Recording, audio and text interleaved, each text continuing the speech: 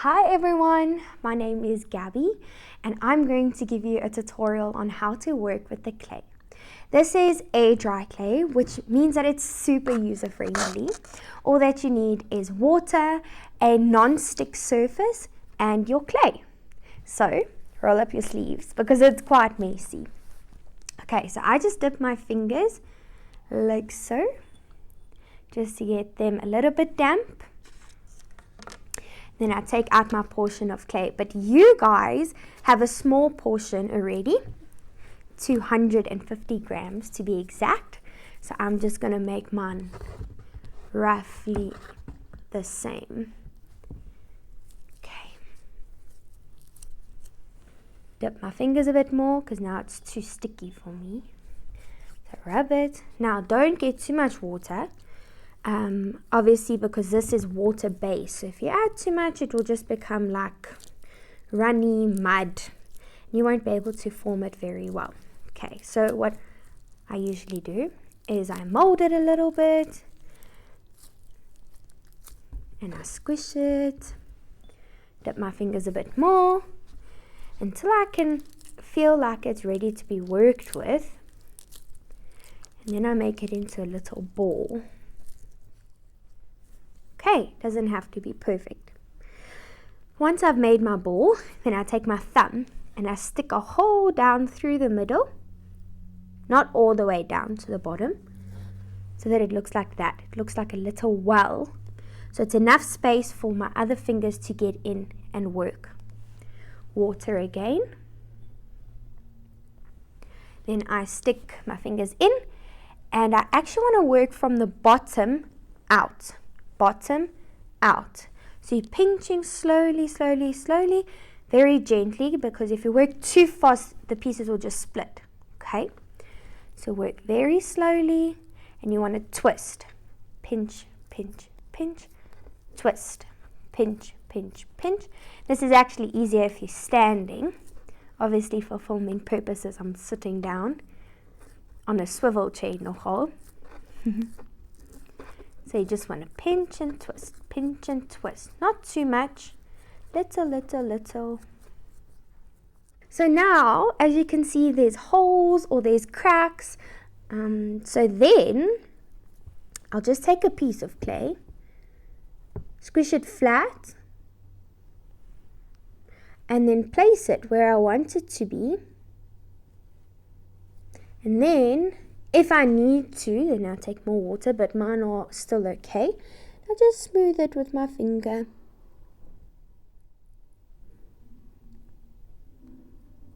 Like that.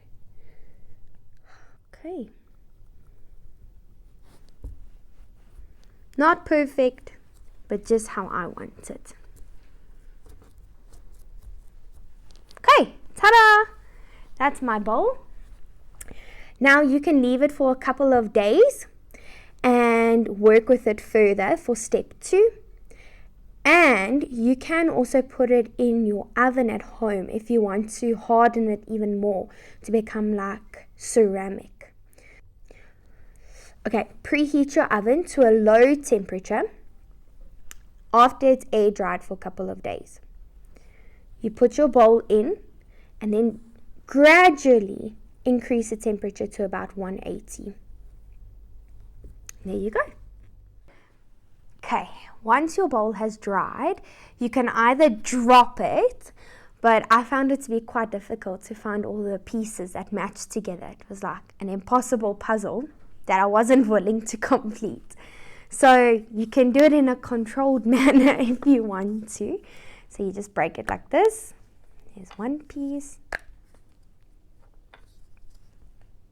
I'm hoping for bigger pieces actually. Aha. Okay. Now I just want to remember where everything goes. In your gift box, you've been given gold leaf. Okay. Such beautiful material to work with. Very easy as well. Okay. What you need again is water. You're going to dip your finger in. And just dab it where the bowl has cracked. So you just kind of want to make it sticky again. Right. Take some gold. Stick it on. It's very fragile, very delicate stuff to work with. But it's so easy. It looks beautiful. See? So you just add as much as you want. And then do the rest to all the pieces. Okay, and you glue them together. Ta-da! Okay, and then this is eventually what your bowl should look like. Like I said, as rough or refined as you would want it to, making sure that there's as much gold showing as possible. The symbolism behind this activity is that when you give your life to the Lord, and if you don't know what that means, or if you don't know what the word salvation means, please go speak to somebody. It's urgent. It's a matter of eternity. Once you become born again and you place your faith in Jesus Christ, believing that He died and rose again to pay for your sin, and you receive that in your heart, confess it with your mouth, the Bible says that you will be born again. It says that you will be a new creation. Hence, step 1. We took the clay and we molded something beautiful. And we let it dry. And often that's how it feels when we come to salvation. We are so excited, and I believe that's part of the Lord's plan. And we enjoy our salvation. But sometimes, all the time, because the Lord loves us, He will allow something. And it looks different for everybody. Different magnitudes, different intensities. He allows something to shake you, to try your faith. Or sometimes life just happens. That sometimes makes you feel like this Jesus that you've placed your faith in is nowhere to be seen. Take heart, dear friend. In Jeremiah 18, verse 1 to 4, the prophet Jeremiah was instructed to go down to the potter's house. And he made his way there, and he saw the potter sitting at the wheel and making a vessel, just like you and I did with our wet clay. It says that the vessel was marred in the hands of the potter, so he made it new as it pleased him. That is our theme. When you become born again, you are new because of the Spirit inside of you. But you still look a lot like the old self. And God's intention is for us to take on the identity of His Son, Jesus, to move unto perfection. And so because He is a loving Father, He rolls up His sleeves. He gets involved with your heart and with your mind. He transforms your mind and makes you newer. I like to say a new creation. Hence, the bowl that fell or that was broken intentionally is a symbol of the trial that you have gone through or are going through.